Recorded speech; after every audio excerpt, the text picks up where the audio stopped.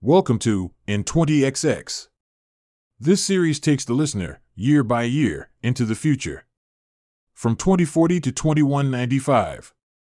If you like emerging tech, ecotech, futurism, permaculture, apocalyptic survival scenarios, and disruptive science, sit back and enjoy short stories that showcase my research into how the future may play out.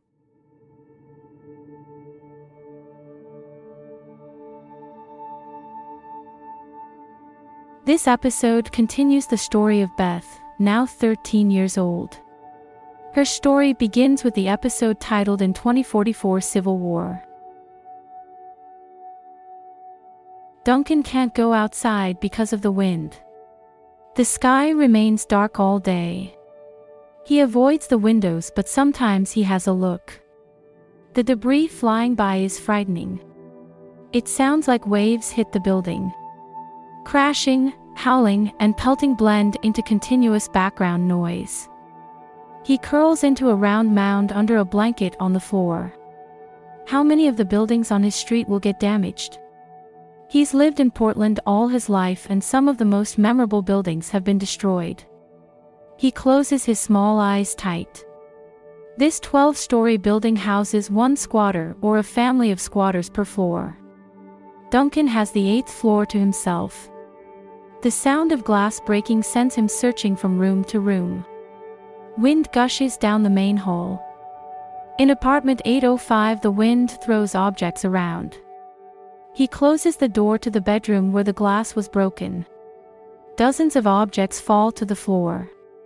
In the hall, he hears voices. He unlatches the door to the stairwell and opens it. The mother and 5 kids from the 11th floor carry belongings down the stairs. Their hair and clothes are wet and disheveled. He asks, "What happened?" She says, "Didn't you hear it? The roof is gone. We're going to stay in the parking garage tonight." He says, "Just don't go outside. People are blown off the street." She gives him a concerned look. Huddled under his blanket, he watches his foldable with the cracked screen. He searches for how to earn some money fast. A company is offering $100 for a person's DNA. He signs up and orders the kit. After working as a janitor for 20 years at Quantarium Field, robots do all the janitorial work now. To kill time, he watches turn-tube videos that all end with "busted." Other solar systems busted, microorganisms busted, continental drift busted, evolution busted. Through better and worse times, these videos always cheer him up. 2 days later, when the winds die down and the roads are cleared by robots, a giantess robot knocks on the steel stairwell door. His foldable chimes, "You have a delivery." He jogs from room 810 to the door, unlocks it, and opens it to the robot. This is one of the smaller models, made to carry smaller parcels. It has a spoked wheel in the middle and a leg on each side. It says, "I have a package for Duncan Rankin. If you're him, how would you like to validate?" Duncan says, "Face scan." A second later, a door on the robot's torso pivots open. The robot reaches in, pulls out a small package, and hands it to Duncan. The robot says, "This delivery includes a prepaid envelope. I can wait here for 30 minutes for you to complete the kit instructions and give the return envelope to me." Duncan says, "Yes, please wait." He opens the kit on his couch, places a short tube on his stomach, and pushes the button at the end. The tube makes a snap sound. A clear circle on the tube turns blue. Duncan reads aloud, "A blue dot indicates the DNA sample is secure." He pulls the tube away and a droplet of blood clings to his stomach skin. He places the bandage that came in the kit on the micro wound, slides the tube into the envelope, and walks to the robot. "Here you go." The robot takes his package. "I'll deliver your package." The robot doesn't have a head. A small screen where a neck would be shows a smiley emoji. That evening, $100 appears in his account. He orders groceries and a replacement cartridge for his electric power box. He still has $47 left over. He laughs irritably. When he had a job, everything was painfully expensive. Now that he can't find work, everything is unbelievably cheap. He says, AR glasses. On his foldable, a list appears. He taps on the giantess option and orders the $40 pair of AR glasses. 2 hours later, a robot waits at the stairwell door. Duncan gives it a used power cartridge for planned return delivery and accepts the groceries, charged cartridge, and AR glasses. When he puts on the glasses, a welcome screen lights up, appearing to float 2 feet in front of him. He slides to the edge of the couch and leans forward. He follows the steps to set the glasses up, then plays around with the AR interface. For the first time since he became a squatter, he decorates his home. But the clock and art that he chooses for the walls can only be seen when he wears the glasses. He throws his hands in the air like an excited young boy. Early afternoon turns to night without notice as he discovers dozens of useful apps. He falls asleep late and wakes early. On the browser that floats in front of him, he searches for "Pay Today, Make Money Online," but he finds nothing new. When he moves his hand from left to right, a side menu opens.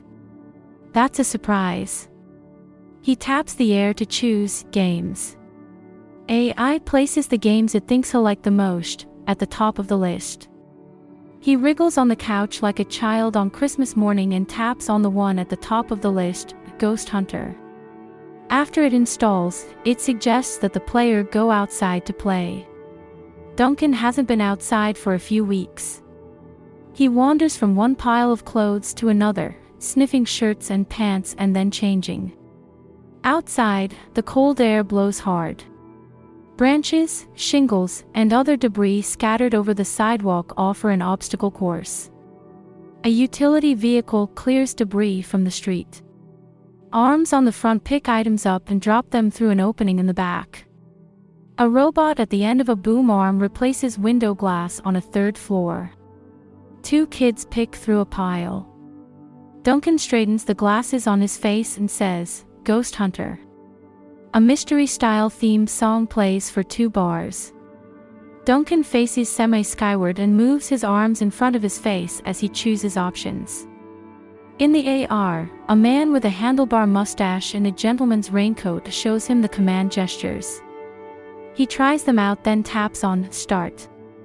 All the game graphics disappear. Duncan says, "Huh," and looks around. Did the game crash? From the partly collapsed building nearest to him, a sound of squeaking makes him turn and take a few steps backward, toward the street. All the first-story windows except one are broken out. The one window that still has glass displays movement. He squints, trying to make out what it is. What could have been the reflection of clouds, on closer inspection, is a gray-toned woman with long, curly hair and a ruffled nightgown staring at Duncan with a deadpan expression. He's about to turn and walk away. Wait, is she in the game? Going against his sense of city etiquette, he continues watching her. She slowly smiles and lifts one arm. Blood drips off the knife she clutches. This is it.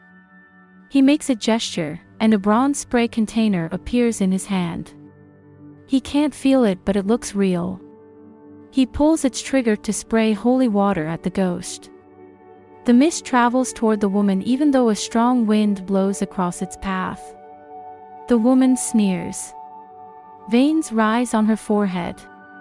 She cringes more than humanly possible. Duncan makes a gesture like he's clutching a stick.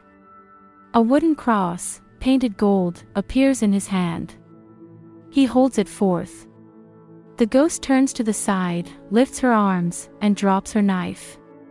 Her mouth opens to a cave of sharpened teeth.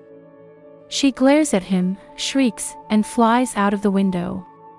Duncan hoots as she flies circles through the air, higher and higher, and spins off over a rooftop. He makes the motion of drawing a gun from his belt and is thrilled to see the silver bullet revolver glimmering in his hand. He tries firing a shot. Bang! The end of the old-time revolver issues lovely white curls of smoke. The kids nearby stare at Duncan. Cassie works in the largest prison in the Portland area.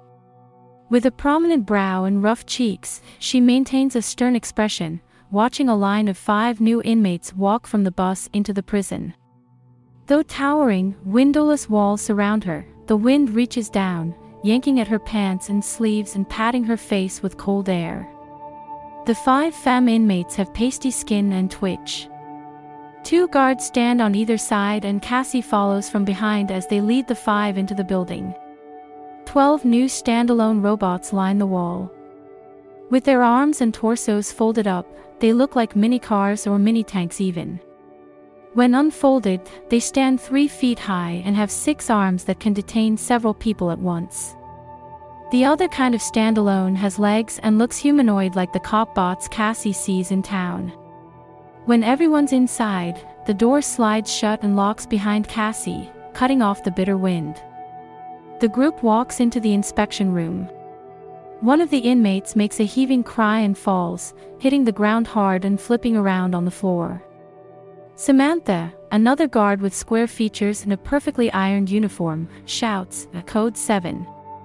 Cassie and Lou holler, "Get against the wall." By gesture, they direct the 4 other inmates away from the femme flopping around on the floor. Cassie maintains an outer calm, but her heart pounds and her thoughts race. 2 unfolded standalones and a nurse enter. The nurse says, "B88, soft restrain." She points at the one on the floor. A bot rolls forward, and 4 of its arms extend. Padded cuffs on the ends clasp onto the femme. The arms allow some movement, so the inmate won't damage herself while convulsing. Though the robot's arms sway, its base, close to the floor, doesn't move a hair. The nurse kneels by the inmate. She checks the skin on the inner arms and inside the mouth. She reaches into a bag and pulls out a plastic box. Samantha steps with her feet apart and places her fists on her hips. She says, "You're not going to give her crushies, are you?" Not looking up, the nurse says, "You need to read the weekly brief. The president herself said crushy addicts in prison get their dose. This is the last time I argue this with you." Samantha says, "It's still an illegal drug.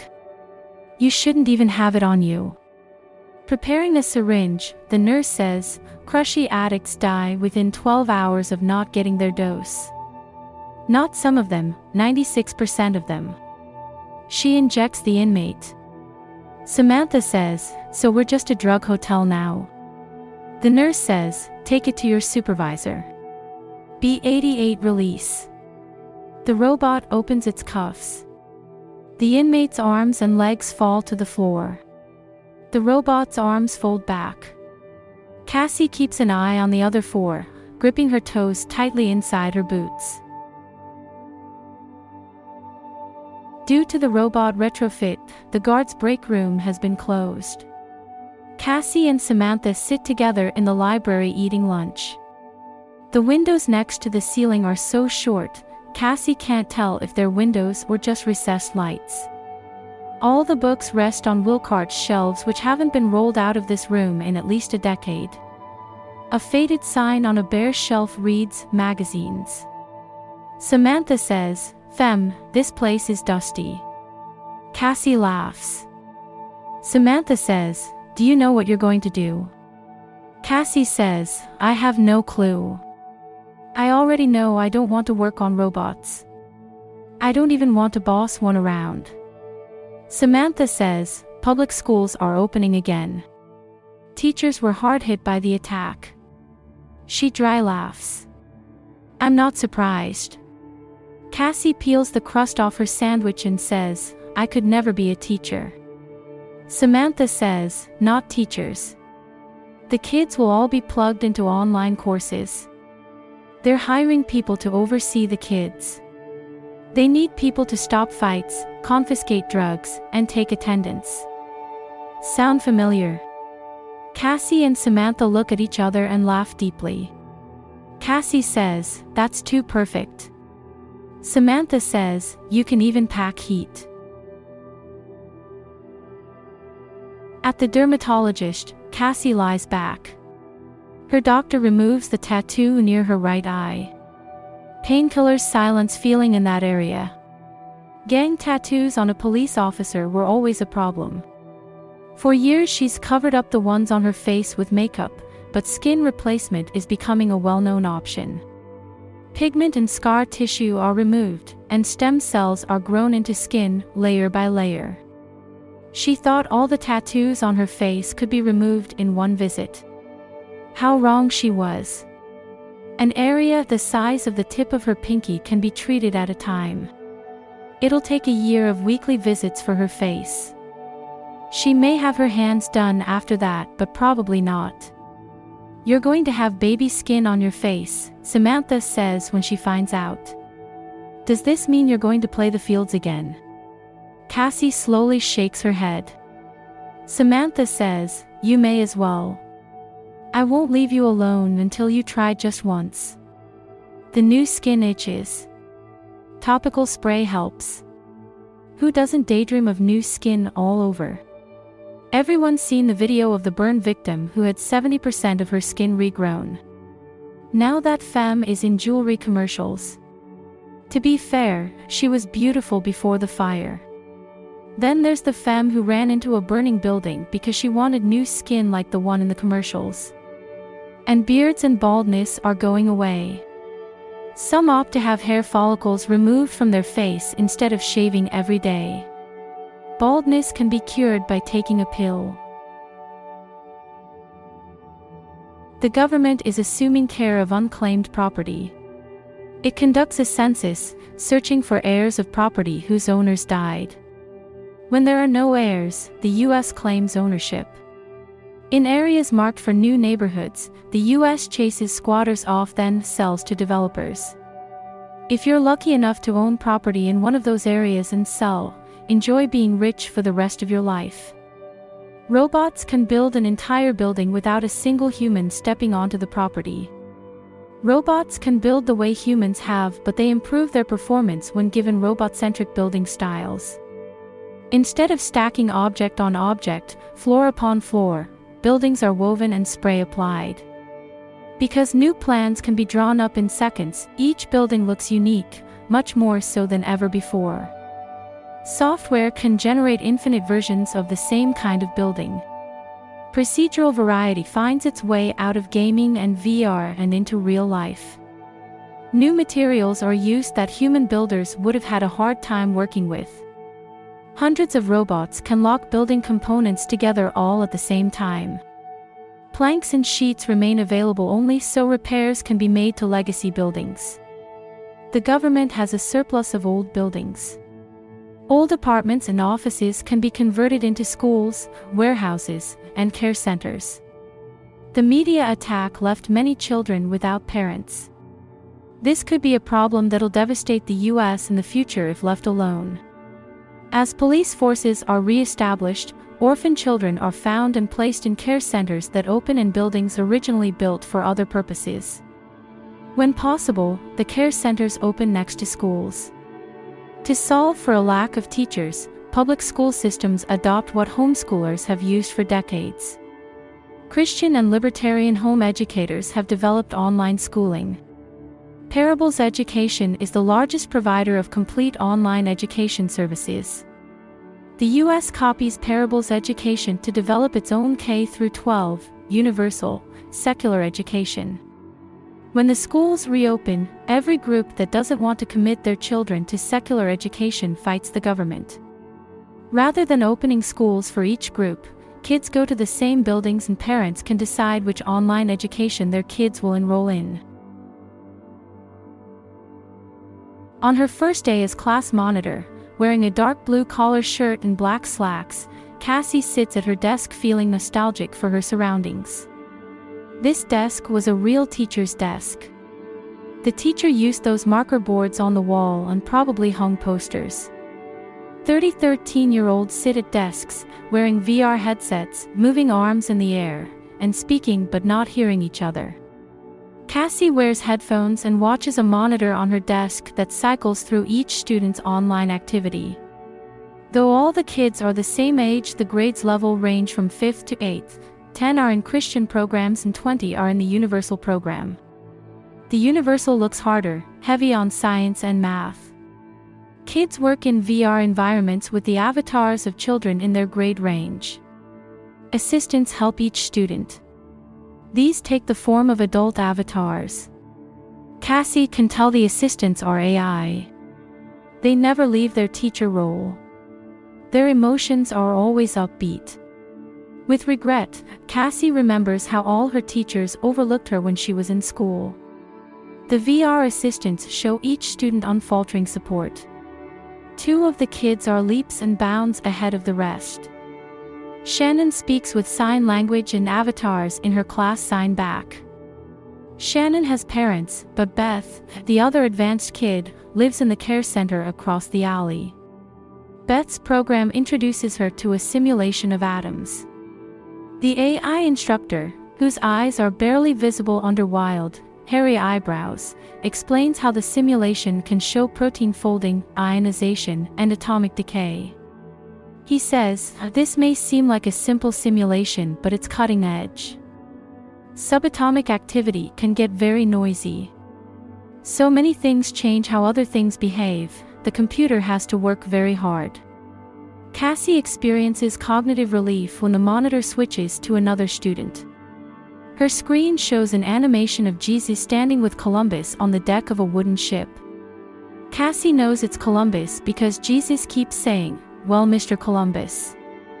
Both smile as they look at Greenland across the water. "Well, Mr. Columbus, all this is for you and those like you." Do the kids know who are the best students and who are the worst? They'll have to find out on their own because Cassie won't tell. She doesn't plan on talking to these kids unless she has to. She's never had kids. She doesn't even have pets. A window pops up on her monitor, recess in 20 minutes. The timer counts down. Just before the timer is up, all the kids are told they can take a break, each in their own learning environment. When they take their headsets off, their hair sticks out. Cassie tries to soften her expression because she isn't talking to prisoners anymore. She says, "All right, everyone. Let's go to the field. Stay calm. Walk, don't run." The field behind the school could use some groundskeeping. Multi-story buildings on all sides box it in. As her 30 kids wander out onto the field, Cassie goes to stand with Beyoncé, who also worked in prisons. Most of the kids stick near the entrance. Girls clump together. The biggest, oldest boys play tackle football further out, in the middle of the field. Cassie says, all the kids avoid those big kids. Beyoncé, with dozens of piercings and wearing a bright purple windbreaker, says, they don't want to become target practice. Half the kids wear AR glasses. Those are the kids who have parents or someone looking after them. The others all live in the care center. Beyoncé says, there goes Psycho. Cassie says, what? Beyoncé points at the girl wearing boys' clothes crossing the field headed straight for the football game. Cassie says, she's one of mine. Her name is Beth. Cassie feels a pang of grief. Beyoncé says, just watch her.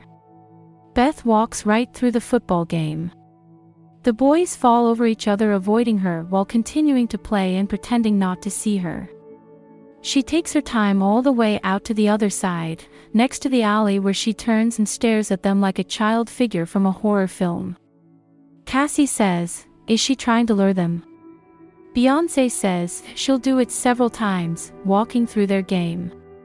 They never acknowledge her, but they stay the hell away from her. Cassie says, I never. She hasn't felt this nervous in years.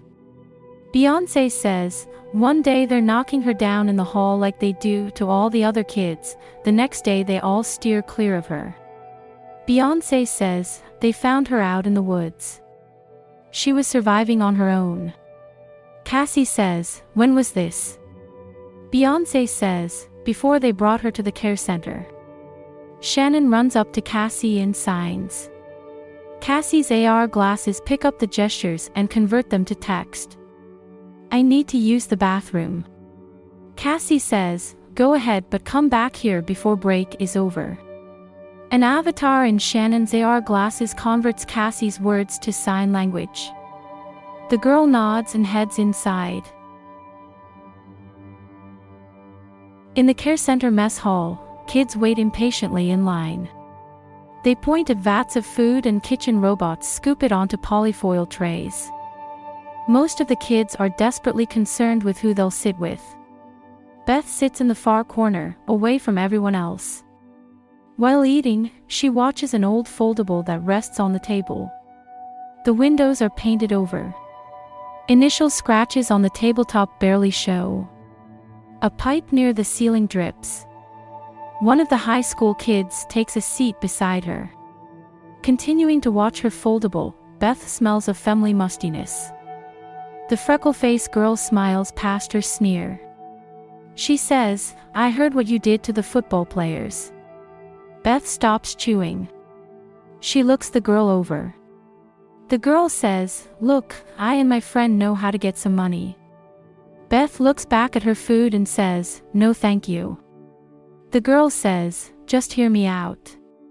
You've seen the crushy addicts around here. We're going to rob a crushies dealer. I don't know about you, but I watched my parents killed by crushies. Beth says, why don't you report them to the police? The girl says, you know that doesn't work. But the dealer's money doesn't belong to the dealer. It belongs to the one above them. Beth says, what do you want me to do? The girl laughs and says, you're small. We need you to fit through a vent near a door so you can unlock it from the inside and let us in. Look, if you're interested, meet me at the second floor bathroom. The table shifts as the girl gets up and leaves. Beth looks at the kids on the other side of the room. None of them pay any attention to Beth. The girl's name is Rhonda. They climb out a second-story window onto a center-post ladder held by a boy who stands on the ground. Rhonda goes first, then Beth climbs down. The pole in the middle holds flat bars that she can place her feet on. The boy lays the ladder on the ground, folds the flat bars against the center post, then folds the center post up. Carbweave makes the ladder light and strong. He sticks it in his backpack, swings the backpack over his shoulder, and says, let's go. His elbows and knees stick out and his sleeves and pant legs are too short, revealing wrists and ankles. He wears AR glasses.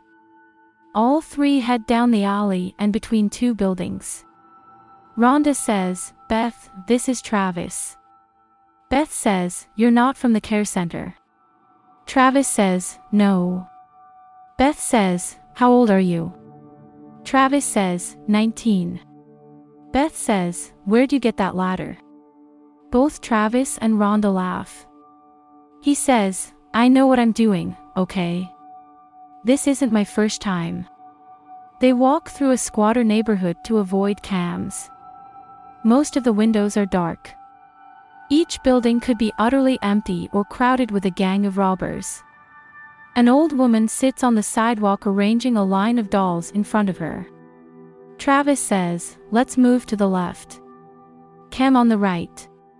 Beth says, how do you know that? He says, it's a buzzsaw app. My AR glasses point out where cams are. She says, buzzsaw. He says, he's a hacker. Have you heard of Medusa?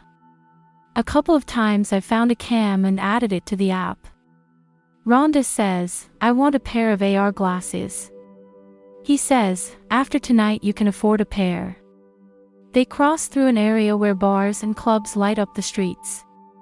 Hearing the hilarity of nightlife, they take an alley. A head of femme lies on the road, head leaning against a building.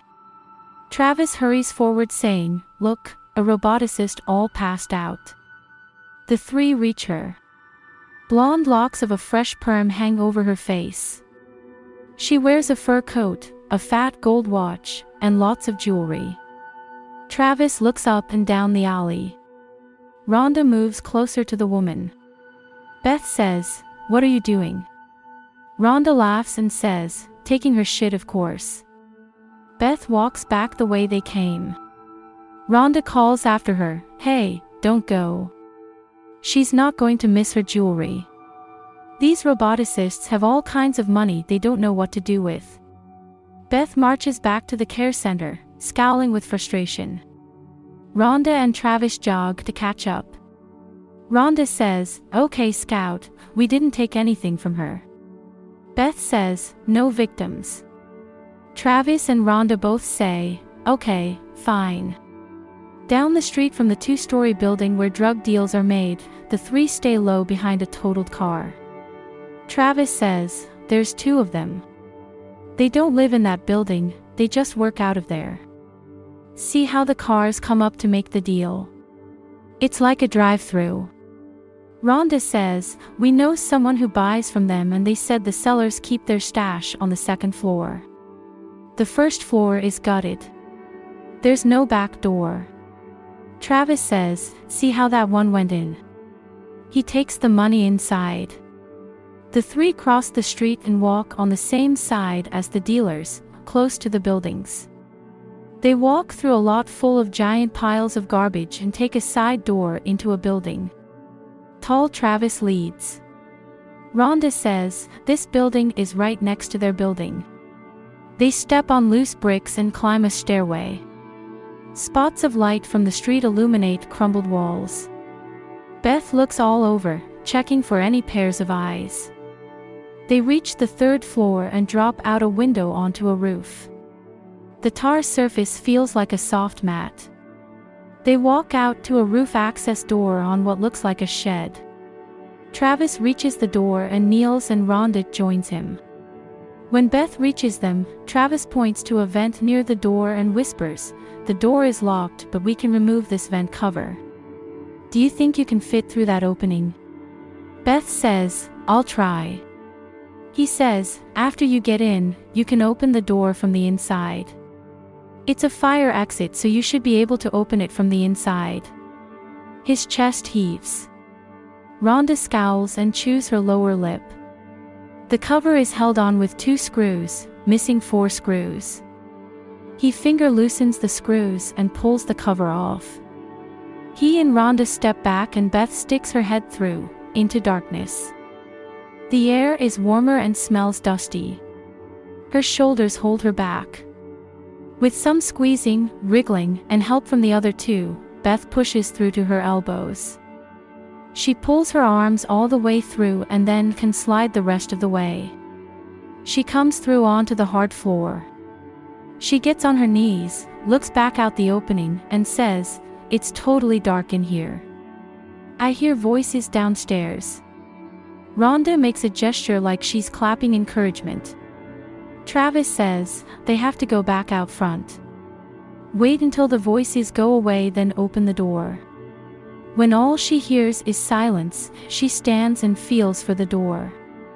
The push bar handle has a thick chain wrapped around it. The chain also wraps around a beam near the wall, and a lock as big as her fist holds the chain in place.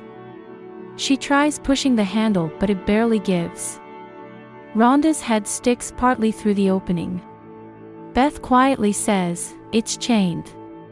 Rhonda's head disappears. A moment later, Travis's head sticks through the opening.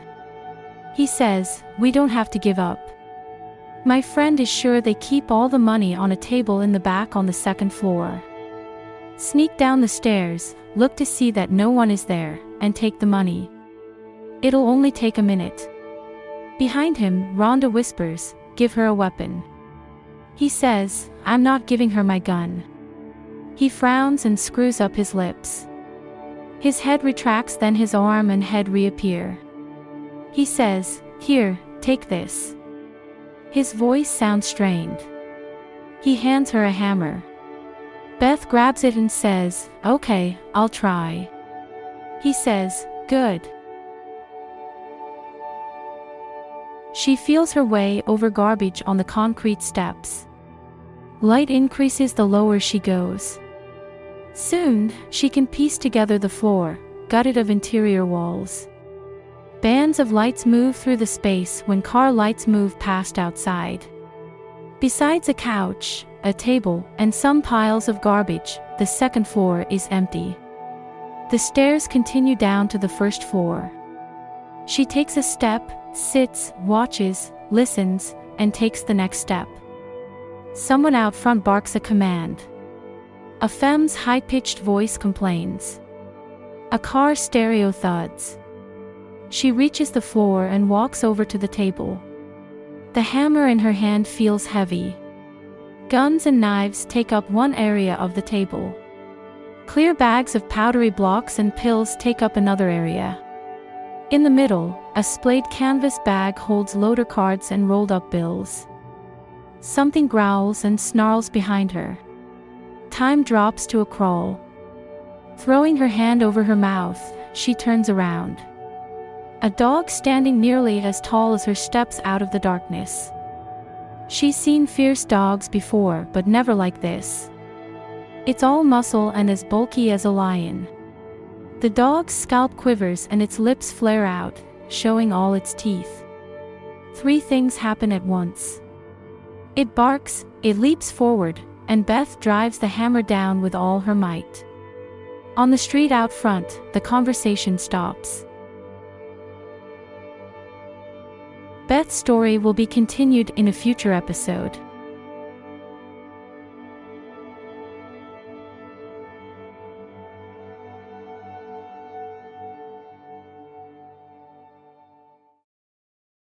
Thank you for listening. I will never run ads on this podcast. Please take the time to rate, review, and subscribe so that more future-minded people can find this show.